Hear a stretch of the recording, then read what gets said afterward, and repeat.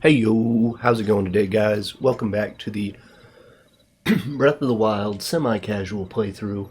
And today, I think we're going to tackle this labyrinth over here. And truth be told, I don't think I've ever done this specific labyrinth the correct way. So we might do that. This one is very easy to cheese if you know where the entrance to the shrine is. Also, I don't think I've ever come over here without 3 wheels of stamina. I don't remember. And so, might actually have to do this. This is probably a bad angle. Oh no, we're fine. Oh man, I'm so high up, I could really easily cheese this. I might just do that. It's so funny. We're gonna do speedrun strats, which a speedrunner, I don't, unless they were 100%ing, would never ever come to this shrine. It's way out of the way. I guess 120 shrine runs also do this, but any percenter, any small challenge run would never come this far out of their way.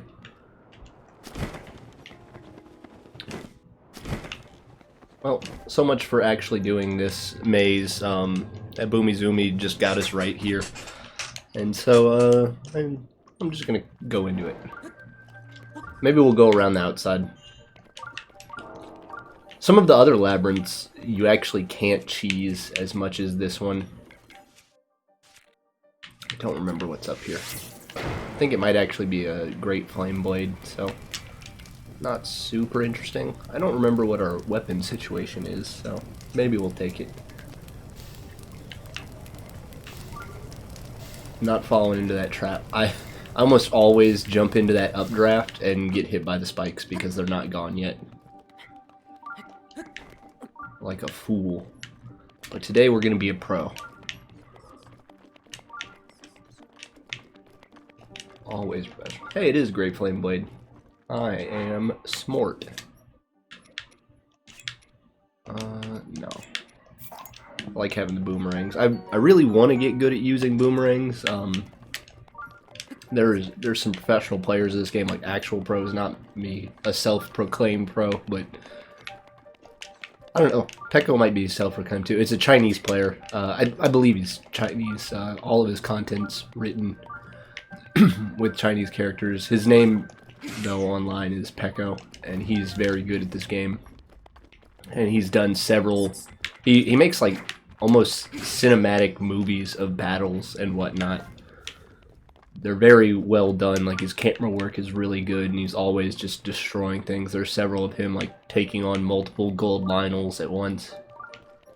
But his latest and greatest thing has been using and abusing the mechanics of the boomerang to destroy everything in very cool fashion. That's the main thing about his battles. He kills things in just intricately interesting ways. He never just does what I do and rush on something and just swing until it dies. Hope you don't get hit for the most part. Alright, our first piece of attack up armor. Speaking of Lionels, if I want this armor to be any good, I'm gonna have to kill some Lionels. Which is always fun. It can be tedious at times. Like, if you make a mistake in a Lionel fight, I feel like you're prone to make multiple. Whereas if you perfect it, it feels so good. The other reason I came out here is for the travel medallion piece of DLC that we're about to grab. It is really handy. It came in so handy whenever I did the 900 Koroks in my personal playthrough. And I can't remember if all of these guys activate when I get the travel medallion, because if you haven't been down here, spoiler, when you open that chest, I know that they wake up, but I don't remember if they wake up when you open this chest. And if they do, it could be a problem for us, because there's a lot of them.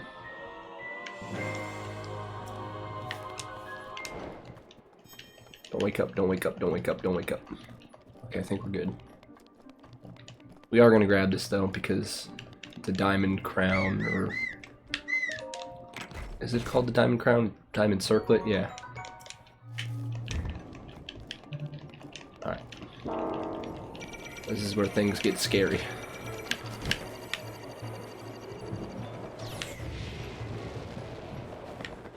I remember the first time I went down there, before the DLC even came out, I did that. I guess I need a warp. When you go down there, you just know that some of them are going to wake up. Like, you don't see that many decayed guardians, and you're just like, oh, I'm going to grab this chest. If you did, then you're a fool. And it's okay to be a fool, but you're a fool.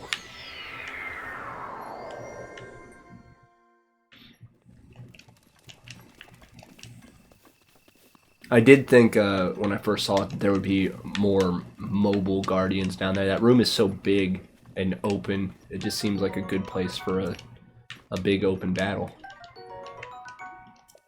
It'd be cool. It'd be really cool if you got the DLC bike and went down there and fought those. 'Cause I was just thinking a horse down there would be cool, but I don't. You might be able to get Epina down there with the amiibos.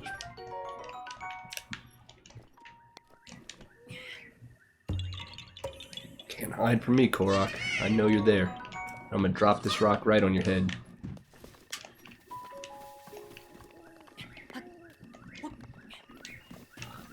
Okay. I forgot I tagged a bunch of stuff. Pretty sure I tagged things that were super far away. Yeah. Well, we're gonna do a little bit more of the Akala region before we go somewhere else. I'm not exactly aimless right now, but kind of aimless.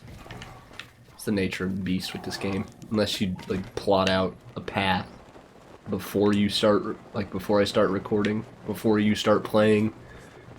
For people who don't record their gameplay, it's just the beauty of an open world game is that it's open. I don't like setting a full course. Some people may enjoy that, but I just like roaming in this world. And I think I've touched on it in a previous thing. I know many people who review games did, but the beauty of Breath of the Wild is anybody can make a big open world. There's tons of games like that, but the problem is most big open worlds are empty. And this game does a really good job. I don't know what I'm doing. There's the Shrine of Power over there, but I can't get in it because I don't have Dinrael's scale. Yeah, the problem with open world games is that the bigger they are, the emptier they feel most of the time. And that was the big issue with No Man's Sky when it was released.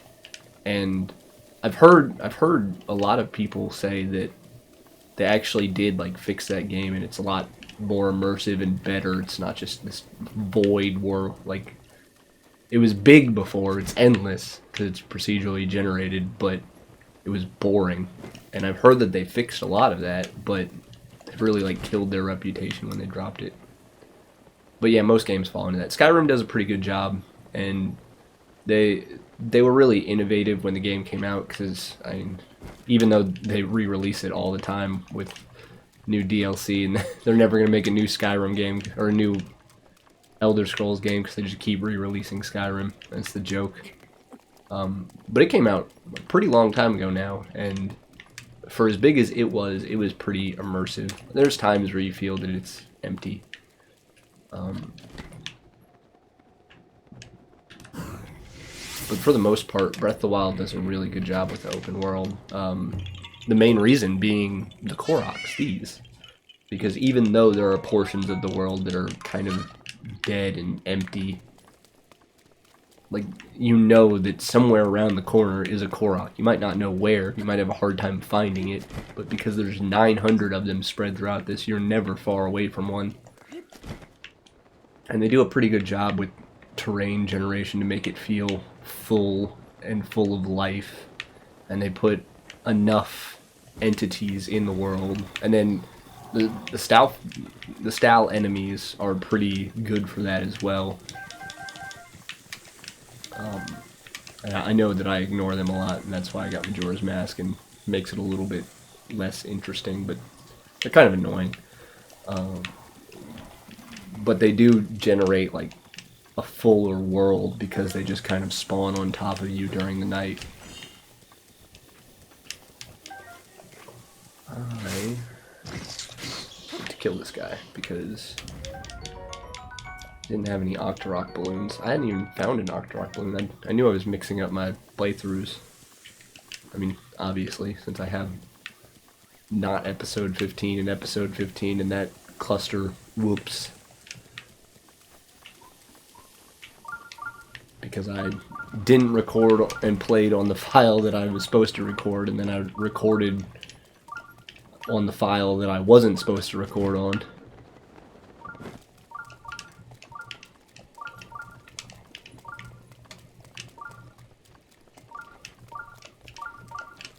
And it felt weird uploading them both, but because I did cover like all of the same topics in the re-recording, but I was constantly referencing to something that y'all wouldn't have seen otherwise, and so it felt weird not putting it up. I don't know, it was a split decision, and I uploaded it as a not episode, so don't watch it if you don't want to. I put it out there because I can, for the most part. That's the beauty of this being a hobby. I can make mistakes and I can just do whatever I want with it. It's my channel.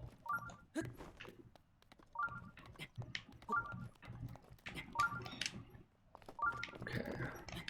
I honestly should have wind bombed, but because I flew down into that lower region, thinking I could do that other shrine, it makes it a little tougher. This looks like it's not too steep. I should also... Oh yeah, I've powered... No, I've only powered this up once. I was thinking I powered it up twice, so I could get the stamina boost for jumping. That would have been nice. Oh, that's not what I wanted to do. Okay. Well. Yep, getting up here vanilla is a pain in the butt, and I don't have any more speed food, so... Here we are, climbing this rock. Isn't this near where you find, gosh, I can't think of his name. The monster guy? Kelton? It's not Keaton, is it? Because that's Majora's Mask. But I vaguely remember him being around here. I never do that. I never find that guy. I never trade in the monster parts. Even though I like all the masks and the armor and stuff, I think it looks cool. I really want to make the Lionel mask in real life. I think it'd be cool to have it. It's kind of derpy and silly of something that's supposed to be very big and scary. And I also like the mechanics of it. Because the Bokoblin mask and the Moblin... Is there a Moblin mask? I don't remember. All of the other masks work like Majora's Mask, where the enemies will never realize that you're not friendly unless you attack them and tip them off. Whereas the Lionel mask... And I believe that the Majora's Mask works this way too, but I'm not 100%. With the Lionel mask, if you get too close to a Lionel, they're smart enough to recognize, like, this thing in front of me is not a Lionel. He's wearing a mask. They're supposed to be intelligent enough, and that makes sense, because with the other enemies, it's like, Bokoblins are about the height of Link. I mean, you may have like a different body structure, but they're also stupid, like goblin enemies, and so they wouldn't realize it. The Moblins might just think you're a runt. All the other ones make some semblance of sense, but Lionels are lion centaurs. It makes zero sense that they wouldn't realize that you're an enemy.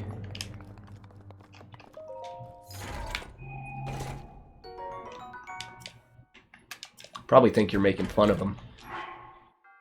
Do I want a flame blade? I have a flame blade. And I didn't pay enough attention to realize if it had any benefits on it to where I should switch it out. So we're gonna leave it.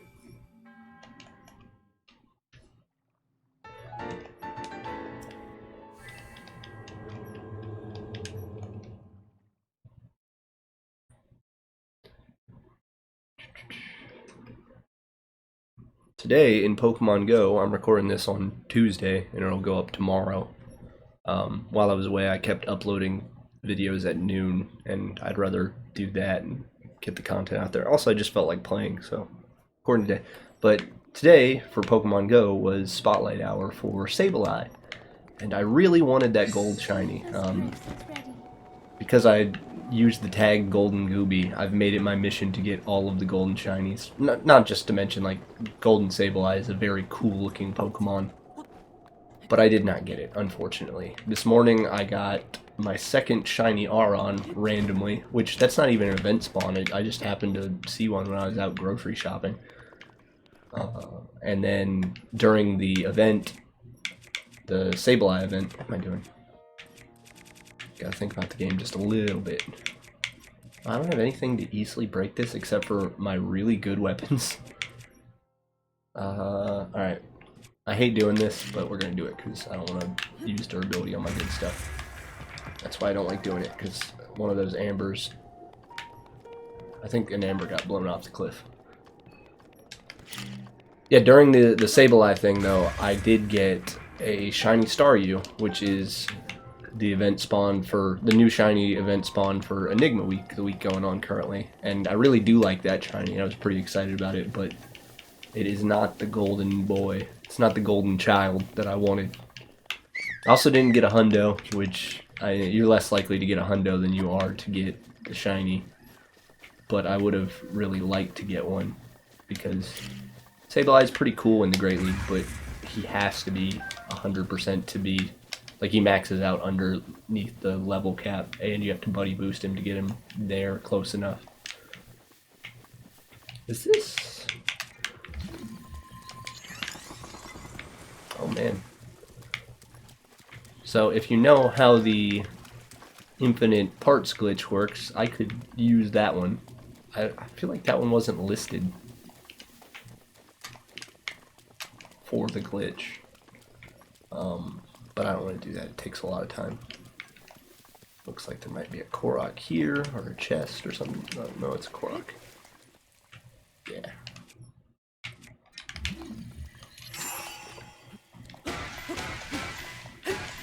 Just hitting it with my itty-bitty boomerang. Oh man. Went further than I thought it was going to go. Thank you, sir. Have I gone into the Lost Woods yet on this file? I'm starting to rack up some Korok seeds, and I'd like to... Oh man, is this where I think it is? Okay. So there's that right there. I can't remember which file I did it on. But the rock for that is in this. And I was playing my one of my master mode files, and I was just like, yeah, I'm just gonna run in and grab the rock and run out. Yeah, it's right here. And I didn't have Majora's Mask, so they attacked me, but I was like, yeah, what's a couple of bokoblins with bows? You know what? Whatever. Shoot me with a couple arrows. They all, every single one of them, had bomb arrows.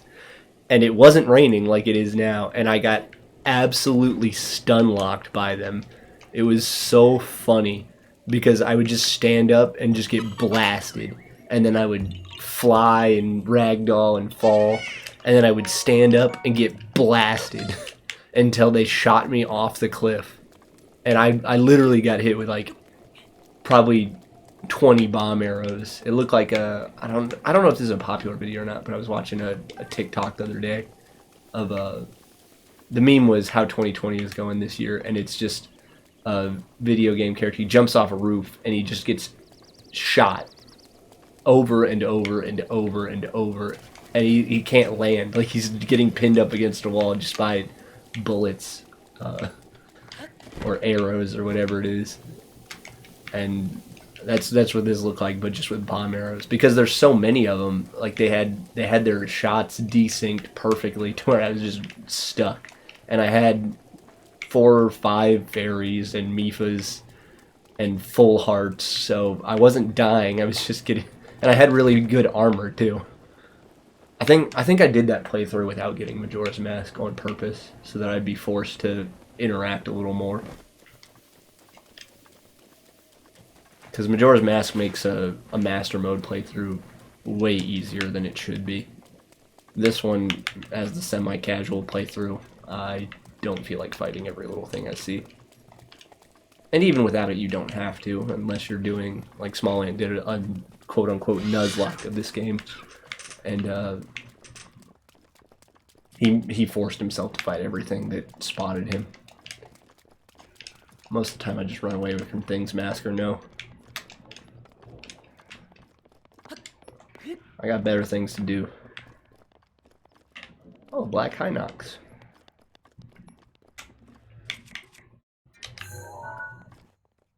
What's up, buddy? I get hit with like waves of wanting to fill the compendium. I think it stems from the completionist in me, but I've never... That's one of the things that I've never completed all the way, because I did one where I forgot to get a picture of Koga. I got everything else.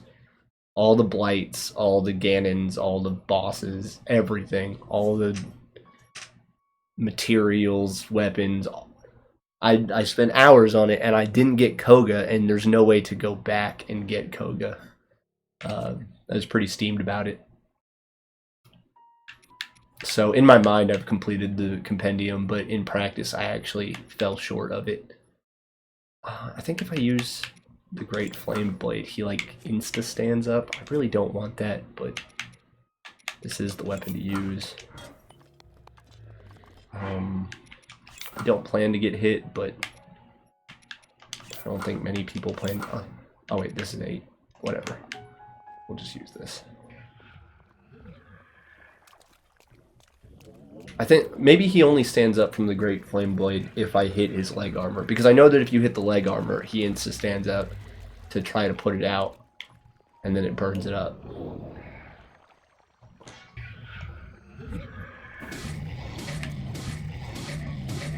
Come on, no double hits. There's one.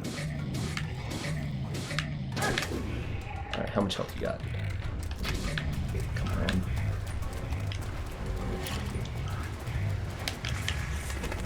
That doesn't stun him at all. My aim with these Hinoxes has been so bad. Oh, I thought that was gonna hit. Ooh. I don't have any regular arrows. I don't have a lot of arrows in general. I really should have used a beetle. There we go. Okay.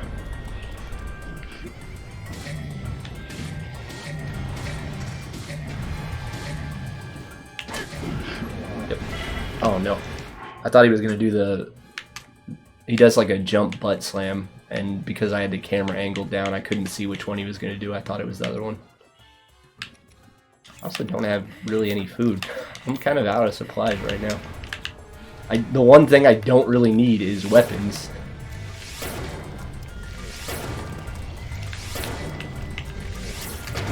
Okay. There we go. Yep. And he only had Traveler's weapons.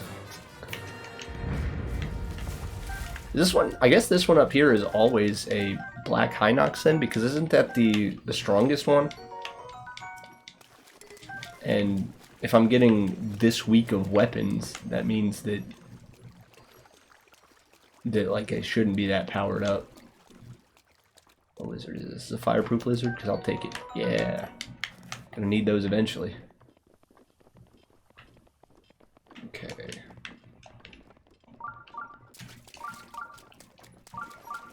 Do this shrine over here. Probably take 5 minutes. That's how long we got left. Might record another one after this. I just enjoy playing this game a lot. Who would have thought somebody would enjoy playing their favorite game? Not me. I wouldn't think it.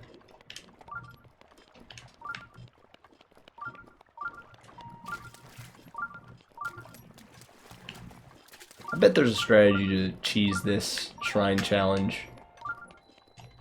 I wonder what 100% runners do, or 120 shrines. Because I just do it vanilla. It's not hard, it just takes a little bit longer. If there is no, like, easy cheese method, which there might not be, then I imagine that they make sure they have triple speed up food. I ain't moving a muscle, brother. Yep.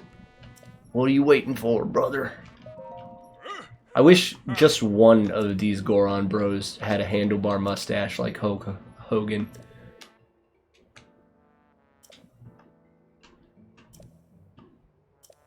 Because we know they can have facial hair.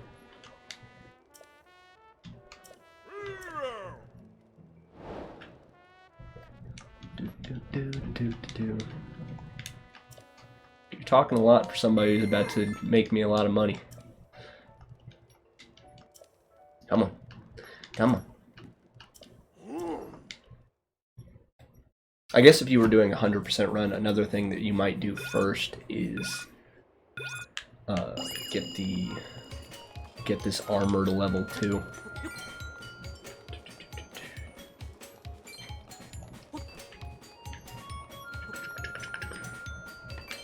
Get 3 things of stamina. There's several things you can do to make this go quicker if there's no like really fast way to do it.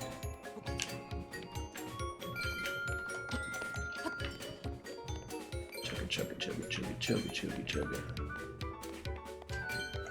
The other thing I don't know from not investigating this challenge is if there is, like, if the rupees set out are always the same or if they're random. Because I feel like on this path, yeah, I know it's once you get higher up, like, they start becoming worth a lot more. You get all the 20s and whatnot. But I felt like it started sooner.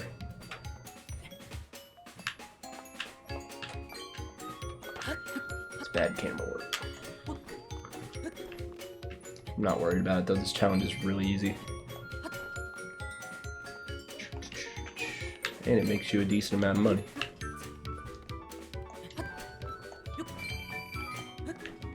That's arrow buying money.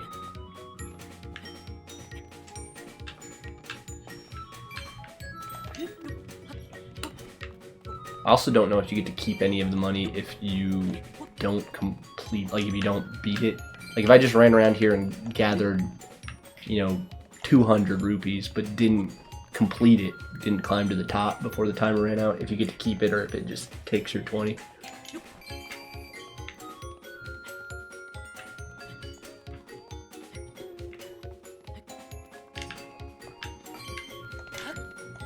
That was a bad jump, but it doesn't matter because we're done. Pay me.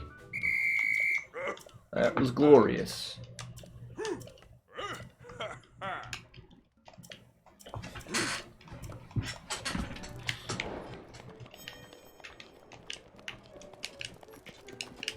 You know what? This Korok took me a while to figure out. It's one of the stupider ones. Because normally it would just be under a rock, right? But this one, all the other little towers around here, the rock is at the top of it, and this one it's at the bottom, and you gotta move it from the bottom to the top. Started from the bottom, now he's here.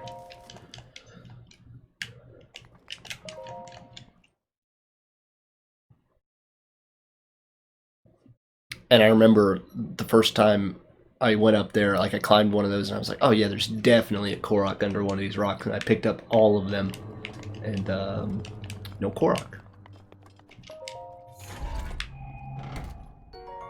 A great Frostblade. I believe I have one of those too.